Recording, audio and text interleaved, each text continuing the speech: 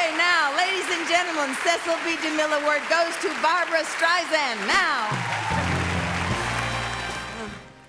God, to watch a film like that, it's what a great business. You get to age publicly, right?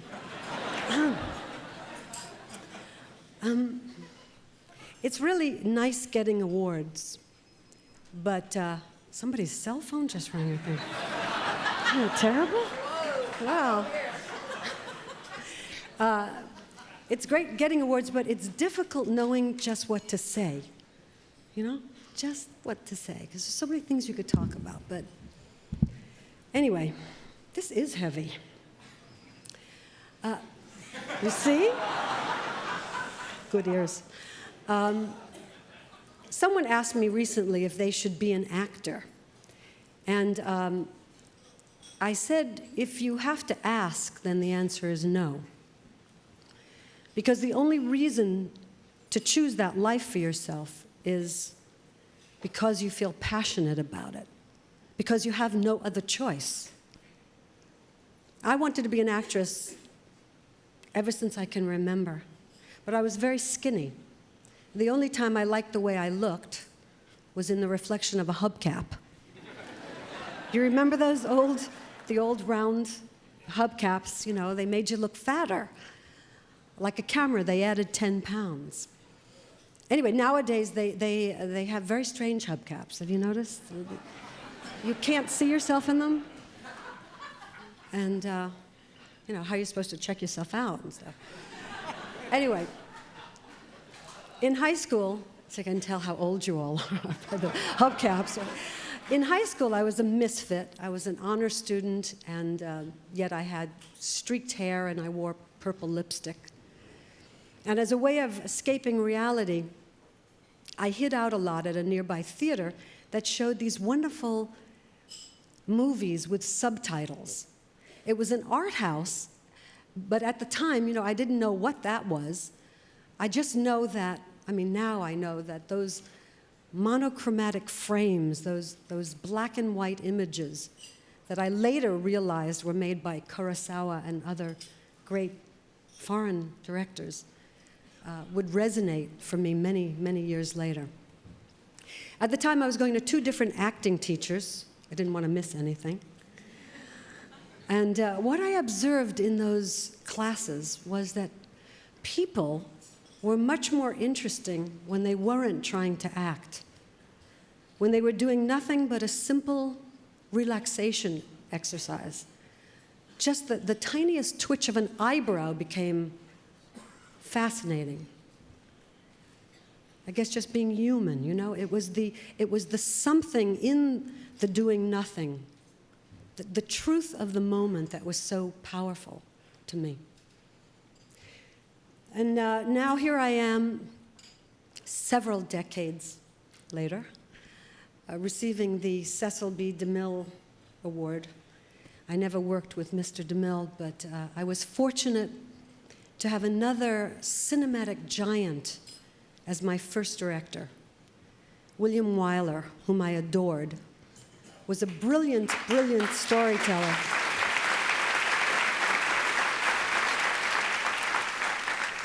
And Willie knew the truth when he saw it.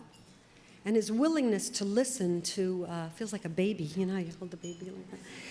His willingness to listen to this neophyte's ideas made me want to please him even more. And one of my prized possessions is a megaphone that Willie gave me at the end of shooting Funny Girl, which still sits on my desk.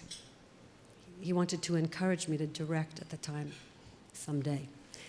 Anyway, when I was preparing to direct my first film, I couldn't wait to speak to Willie. We planned to meet when I got back from a location scout. But unfortunately, Willie passed away before I returned, and we never got to have that talk. But his wife, Tally, wrote me a beautiful letter that said, if you're ever on the set and you don't know what to do, be very still, and you'll hear Willie whispering in your ear. And believe me, I heard him many times.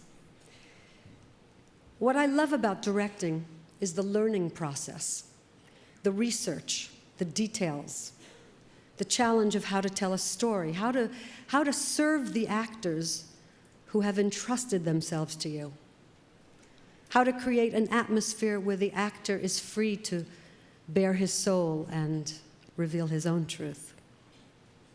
I'm drawn to subjects that celebrate life and the resilience of the human spirit. I love films that make us care about a little mouse in The Green Mile that we just saw recently, or Reuben Carter's unjust prison sentence. The beauty of art is that it can show humanity to itself. I know this has been said many times, but it is a privilege to be able to work at something you feel passionate about. And I'm deeply grateful to the members of the Hollywood Foreign Press Association who've been so generous in acknowledging my work from the very beginning of my career. Thank you for your continued support and this most wonderful tribute. I'm also grateful to the many people who've shared my passion for the details. Joe Layton, who did my earliest TV specials, Harry Stradling, who photographed my first 4 pictures, Sidney Pollack, I don't know where you are, but who directed The Way We Were, and there you are, honey. Hi.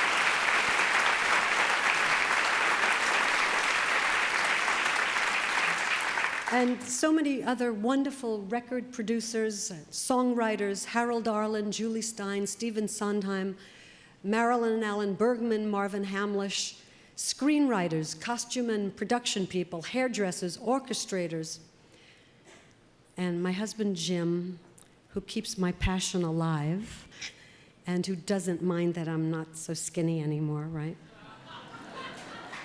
My last thought of the evening, awards. In researching some of the songs that I just sang on New Year's Eve, I was surprised to find out that some of our greatest standards never won an Academy Award. As a matter of fact, they were never even nominated. Like A Foggy Day, I'm in the Mood for Love, Someday My Prince Will Come. And there were many movies that were never nominated, like The African Queen, Singing in the Rain, 2001, Close Encounters, which you actually just showed Jim's little daughter last night. And I thought to myself, it doesn't matter, really, how many awards something received. What matters is, did it stand the test of time? Did it touch people's lives? Can you remember where you were when you first heard that song or saw that movie? Who were you with? Did you laugh or cry? What was going on in your life at the time? Was it at the end of a love affair or the beginning of a marriage? Does it bring back memories when you hear or see it today? The truth is, when it comes to awards, I'm not certain anyone remembers from year to year who won or didn't win. They remember the work, not the validation of the work.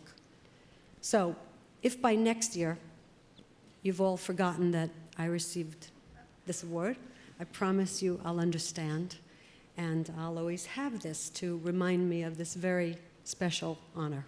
Thank you.